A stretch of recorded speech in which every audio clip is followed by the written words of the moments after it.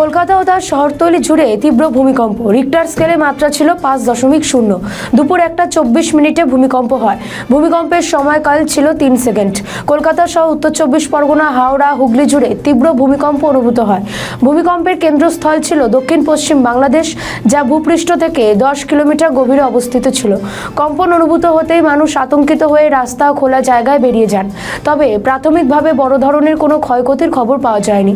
কলকাতা ছাড়াও সল্টলেক, নিউটাউন, রাজারহাট এবং পার্শ্ববর্তী জেলাগুলিতেও কম্পন জোরালোভাবে অনুভূত হয়।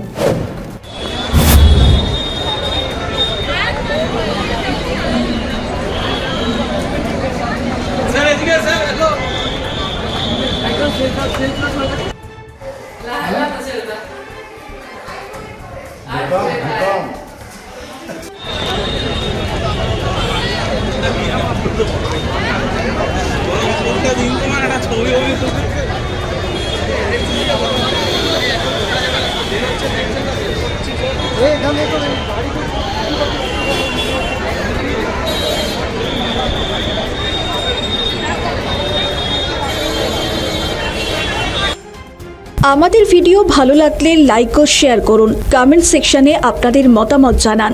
আরও ভিডিও পেতে আমাদের চ্যানেলটিকে সাবস্ক্রাইব করুন এবং প্রতি মুহূর্তে খবরের আপডেট পেতে প্রেস করুন বেল আইকন।